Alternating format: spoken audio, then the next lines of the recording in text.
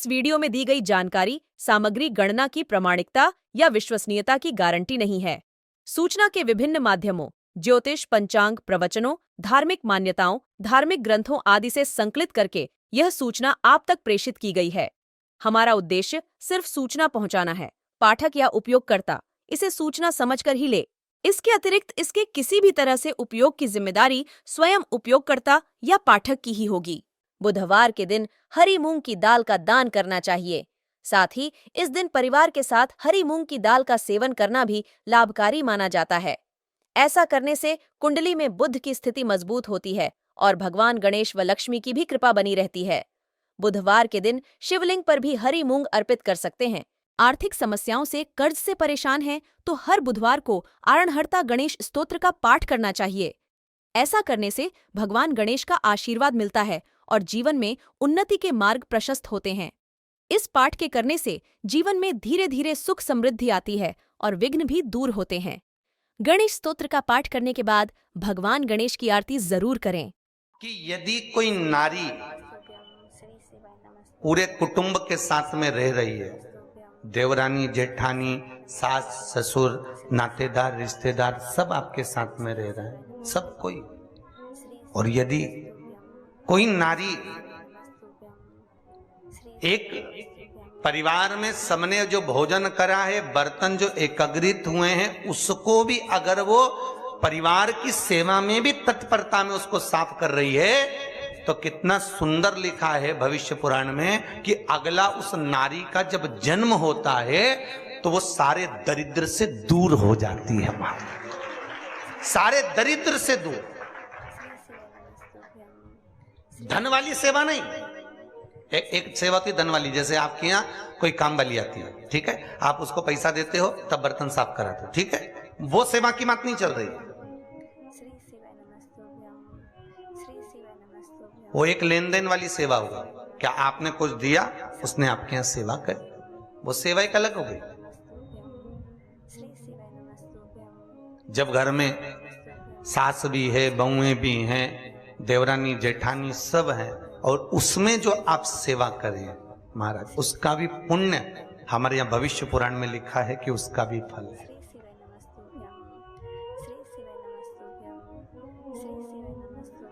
84 लाख योनियां मनुष्य को काटना है।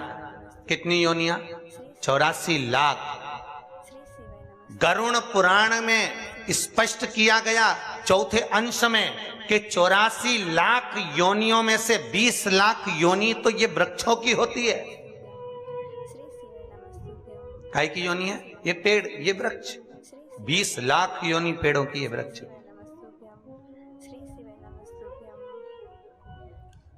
ये तुम जो मनुष्य देह में अपन सब बैठे हैं, तो ये मत सोचना कि तुम्हारी योनि नहीं थी, पहले तुम भी पेड़ बन के पैदा हुए। 84 लाख योनि में 20 लाख योनि वृक्ष की है। कांटेदार पौधे बने, आम का पेड़ बने, लोगों ने पत्तियां तोड़ी तो रोए, बिलखे, फल लगे, पत्थर मारे लोगों ने, और पत्थर मार मार के झड़ाया।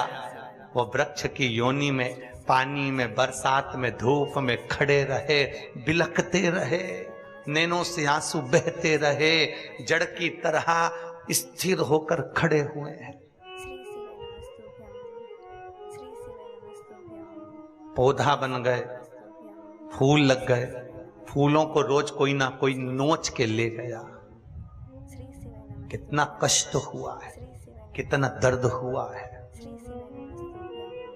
84 लाख योनियों में से 20 लाख योनि वृक्ष और पौधे की है।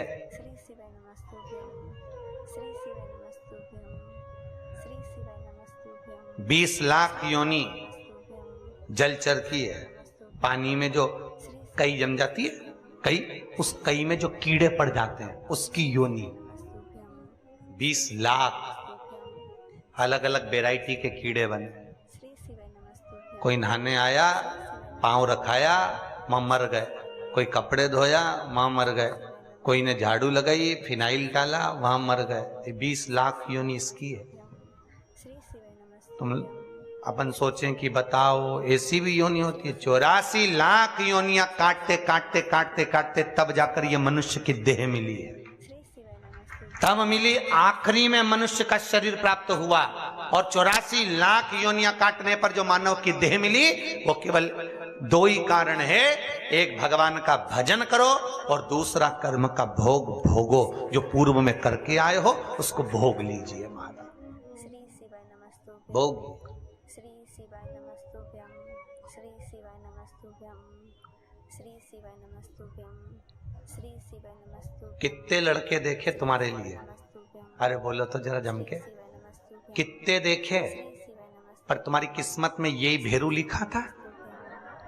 अरे बोलो तो सही। और इनके लिए भी कितनी लड़कियां देखी साहब। हर रिश्तेदार से बोल के रखा, पत्रिका में देखा, इसमें देखा, उसमें देखा, कितने संबंध देखे, पर इनकी किस्मत में यही जगदम्बा लिखी थी। बोलो सही है कि गलत है? कितने देखे?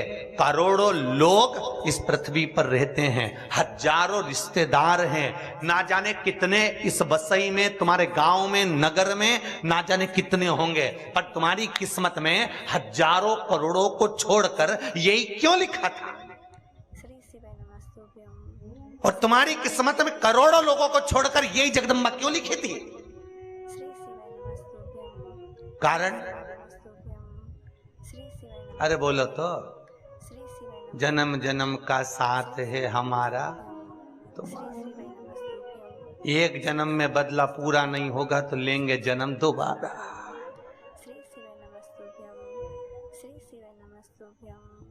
श्री शिवाय नमस्तुभ्यं। श्री शिवाय। ये जो अपशब्द कहते हैं, ताने देते हैं, कहीं पति आपको कुछ कह देता है, कहीं पत्नी आपको कुछ कह देती है, ताने देते हैं, उसका केवल एक कारण है कि जो पूर्व में संग हुआ है, कहीं आपने इनका कुछ बिगाड़ा, कहीं इन्होंने आपका कुछ बिगाड़ा, तो आज भोग। श्री शिवाय नमस्तुभ्यं। श्री शिवाय नमस्तुभ्यं। श्री शिवाय नमस्तुभ्यं। श्री महाराज नमस्तुभ्यं। जब भी बोलती है, ऐसा बोलती है कि मेरे दिल को कछोट जाता है। मन तो इतना करता है कि मैं मर जाऊं। मैंने कहा भैया मर जाएगा, दूसरी बार फिर पैदा होके सिखाएगा, इससे अच्छा भोग ले, भोग ले। कई कई माताएं कहती है, इतना आड़ा टेढ़ा बोलते, गुरुजी मेरा तो मन करे, मेरे को रहना ही नहीं इनके साथ। मैंने कहा जी जी रहना तो पड़ेगा, भले तू मर भी जाएगी, अगला जन्म लेगी, फिर भोगना पड़ेगा, फिर यही भेरू मिलेगा, इसलिए अब की बार अच्छे से भोग ले।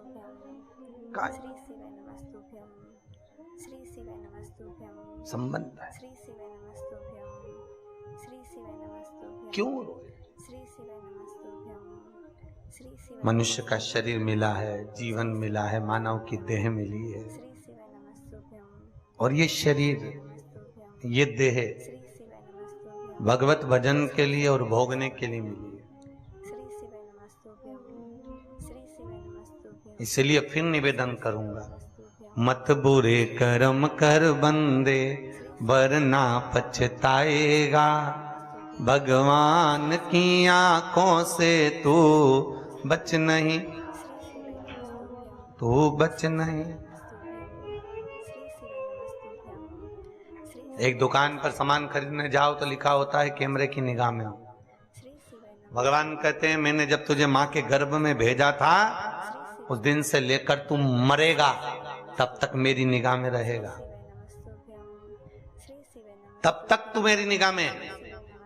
कितना भजन कर रहा है, कितना स्मरण कर रहा है, कितना कीर्तन कर रहा है, कितनी श्वासें तूने भजन में लगाई है और कितनी श्वासें तूने भोग और विलास में लगाई है, ये उसको ज्ञात है।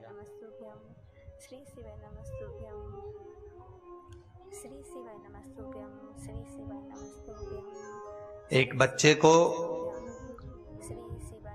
20 रुपए देकर माँ ने भेजा, जा बाजार से एक साबुन लिया, कपड़े धोने का 5 रुपए का, 5 रुपए का नहाने।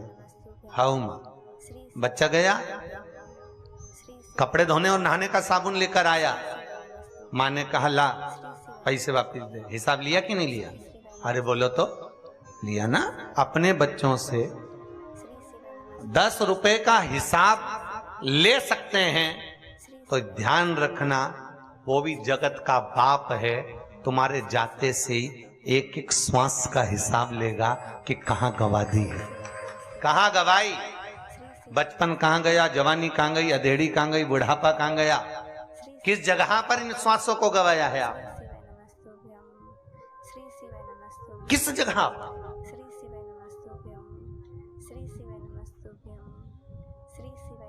21,600 श्वास जो निकल रही है इस शरीर से प्रतिदिन, एक एक श्वास का हिसाब लेगा।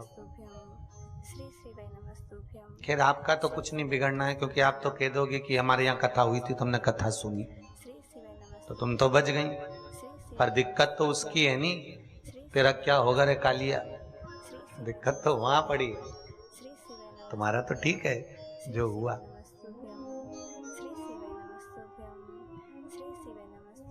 इसलिए निवेदन है, मुख में हो राम नाम, राम सेवा हाथ में, तू अकेला नाही प्यारे, राम तेरे साथ में, जिंदगी की बागडोर हाथ दीना नाथ के, वो महलों में राखे चाहे झोपड़ी का बांसुरी, ये उसके हाथ में।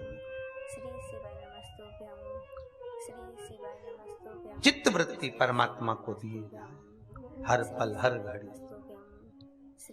महाराज भगवान से मांगना तो भक्ति मांगना, माया के चक्कर में मत पड़ना, क्योंकि भगवान अगर भक्ति दे देगा तो माया पति जब हमारे पीछे चलेगा तो माया भी उनके पीछे चलेगी। मायापति अगर हमारे पीछे चल रहे हैं तो माया भी हमारे पीछे पीछे चलने वाली। अगर आपने भक्ति मांगी है तो, और यदि भक्ति नहीं मांगी, माया के चक्कर में पड़ गए तो फिर वो आपके हाथ, फिर वो आपका ब्रह्म, आपका। महाराज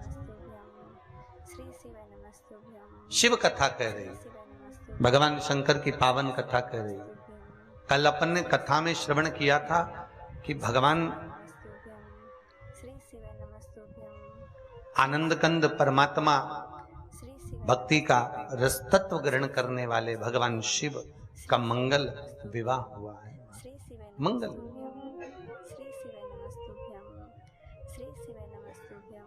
और मंगल विवाह की ओर जब अग्रण्य हुए, माता पार्वती जी का जन्म, मां जगत जननी जगदम्बा माता पार्वती प्रकट हुई है,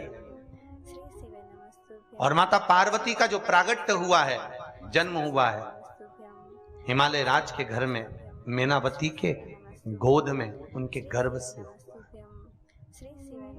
कथा के प्रथम में कहा था मेना, धन्या और कला, ये पितरों की 3 बेटियां।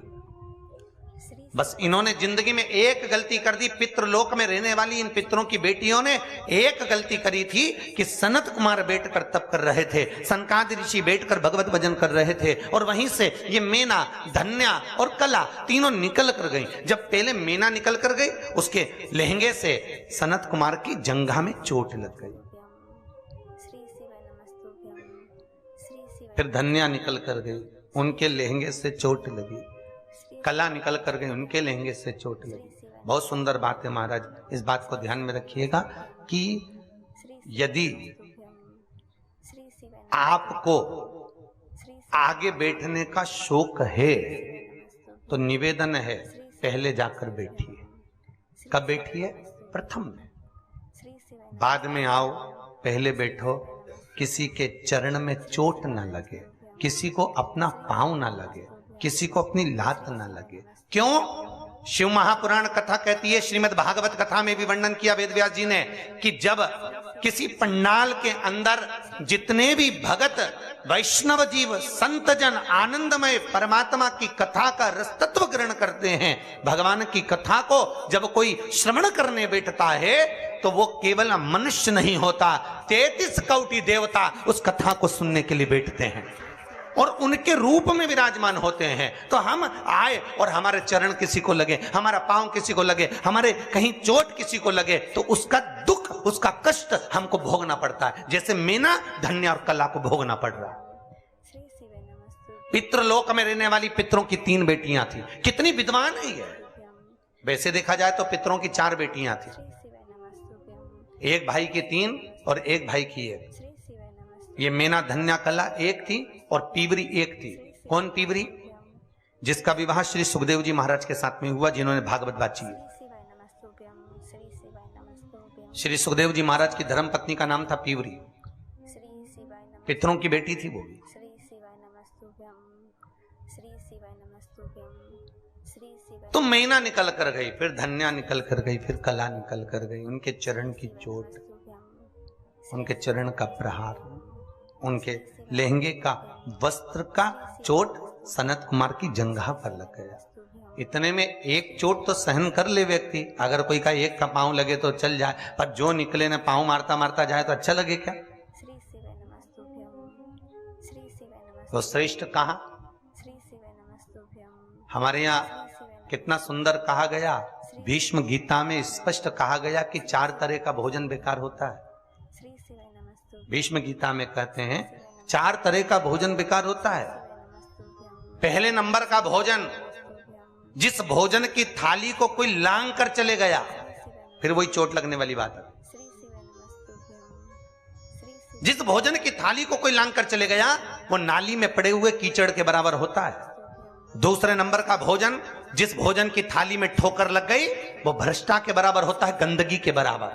तीसरे नंबर का भोजन, जिस भोजन की थाली में बाल पड़ा हो, वो दरिद्रता प्रदान करता है महाराज। और चौथे नंबर का भोजन, पति और पत्नी अगर एक ही थाली में भोजन कर रहे हैं तो वो मदिरा के तुल्य होता है महाराज। वो मदिरा के तुल्य है अगर पति और पत्नी एक ही थाली में भोजन कर रहे हैं। श्री शिवाय नमस्तुभ्यं श्री शिवाय नमस्तुभ्यं खैर आप लोग तो चतुर हो वसई वालों, आप लोग तो नहीं करते होगे, पर वो तो शास्त्र में लिखा है इसलिए हम बता रहे हैं। ठीक?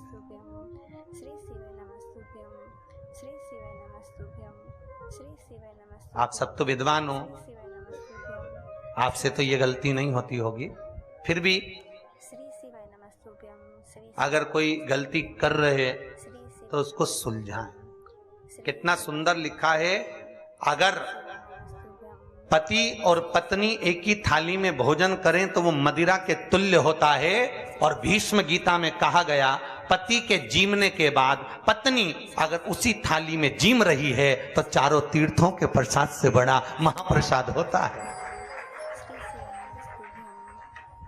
और भी सुन लो, भीष्म गीता एक और शब्द कहती है, अगर बेटी कुंवारी है, बेटी का विवाह नहीं हुआ, बेटी अगर कुंवारी है और अपने पिता के साथ में बैठकर यदि वो भोजन करती है तो उस बाप की कभी अकाल मौत नहीं होती, क्योंकि बेटी काल का हरण करती है।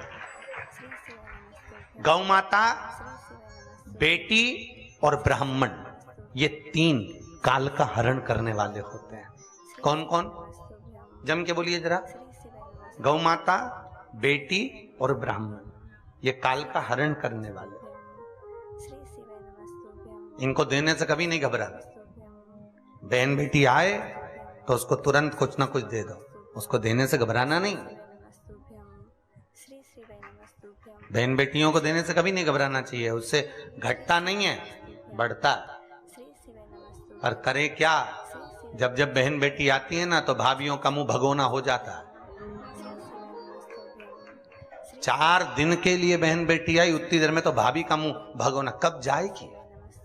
और तो और बच्चों पे चौकीदारी बढ़ जाती, बच्चों से कहते जा दादी के कमरे में बैठ जा, तो बच्चे कहते मम्मी तू तो बोलती थी हमेशा पढ़ने बैठ जा, पढ़ने बैठ जा, अब तो न तू कहती कि दादी के कमरे में बैठ जा। तो मम्मी बोलती जब तक बुआ यहाँ रहे तू दादी के कमरे में रहे। तो मम्मी दादी के कमरे में क्यों? दादी को देखते रहे बुआ को क्या दे रही है, देखते। अब बच्चा दादी के कमरे में जाकर बैठ गया। अब दादी के कमरे में बैठा तो दादी ने भी उसको कहा जा पढ़ने बैठ, के नहीं बैठूंगा। अरे पढ़ने क्यों नहीं बैठता? नहीं बैठूंगा। बुलाऊं तेरी मम्मी को? बुला लो। उन्हीं ने कहा जब तक बुआ रहे जब तक यहीं रहे। कहीं कुछ अरे देने से नहीं घटता बाबा, कथा कह रही है, श्री शिवाय नमस्तुभ्यम। श्री शास्त्र वर्णन कर रहा है। बहन बेटी को देने से घटता नहीं बढ़ता है, गौ माता को देने से घटता नहीं बढ़ता है, संत ब्राह्मण को देने से घटता नहीं बढ़ता है। पर इन तीनों के आने से लोगों का मुंह फूल जाता है। गाय आई तो डंडा लेके खड़ी हो गई, बताओ अभी तो रोटी दी थी फिर आ गई। श्री शिवाय बहन बेटी आई तो मुंह फूल गया, कोई ब्राह्मण तुम्हारे यहाँ गया तो मुंह फूल गया, बताओ पंडित जी फिर आ गए, मतलब दक्षिणा देना पड़ा, अभी तो दी थी 15 दिन पहले फिर देना पड़ेगा। श्री शिवाय नमस्तुभ्यम। अरे श्री शिवाय नमस्तुभ्यम। ब्राह्मण गाय और बेटी काल का हरण कर लेती है, श्री काल शिवाय को जीत रही। नमस्तुभ्यम। श्री शिवाय नमस्तुभ्यम। श्री शिवाय तुम्हारा काल हरने के लिए आई। श्री शिवाय नमस्तुभ्यम। श्री शिवाय नमस्तुभ्यम। श्री शिवाय नमस्तुभ्यम। श्री शिवाय नमस्तुभ्यम। तो निवेदन है, श्री शिवाय नमस्तुभ्यम। अगर बेटी पिता के साथ में भोजन कर रही है श्री शिवाय नमस्तुभ्यम। तो उस बाप की अकाल मौत नहीं होती, श्री शिवाय काल को हर। नमस्तुभ्यम। और माताओं से निवेदन है, आपका नियम है कि आप अपने पति के साथ ही भोजन करती हो, तो हम आपका नियम नहीं तोड़ेंगे, क्योंकि आप शादी से नियम लेके बैठी थी। पहली बार जब उसने टेबल पे तुमको गुलाब जामुन खवाई, तुमने उसको खवाई, उसी दिन से भ्रष्ट बाड़ा जो चालू हुआ था। श्री शिवाय नमस्तुभ्यम। तो हमारा तो केवल इतना सा निवेदन है, कथा के माध्यम से अगर थोड़ा सा सुधरना है तो सुधर जाओ, नहीं सुधरो तो सिधर जाओ, पर सुधरो, थोड़ा सा सुधरो। तुम्हारा एक साथ भोजन करने का नियम है, खूब प्रेम से करो, पर निवेदन इतना सा है, थाली 2 लगाओ। कितनी लगाओ? 2, एक आपकी एक उनकी, दोनों बैठ के पाओ, पर एक थाली में दोनों मत पाओ। एक थाली में दोनों नहीं, वो मदिरा के तुल्य होता है। हमने कहा जगदम्बा, शास्त्र उठाकर पढ़ ले, भीष्म गीता में लिखा हुआ है, पति पत्नी जब एक थाली में भोजन करते हैं तो उनमें प्रेम नहीं बढ़ता, पति के दिमाग में क्रोध बढ़ता है। भीष्म गीता में लिखा है। 4 दिन अगर पति पत्नी एक थाली में भोजन कर रहे हैं तो 5वें दिन या तो पत्नी का मुंह फूला दिखेगा या पति का मुंह फूला दिखेगा। हर 8 दिन के अंदर 2 दिन फूली भाई और फूला भाई मिलेगा। तो दोस्तों, यहाँ पे हमारी वीडियो समाप्त हुई। उम्मीद करती हूँ हमारी ये जानकारी आपको जरूर पसंद आई होगी। हमारी वीडियो को लाइक जरूर करें और हमारे चैनल को सब्सक्राइब और शेयर करना ना भूलें। जय श्री राम,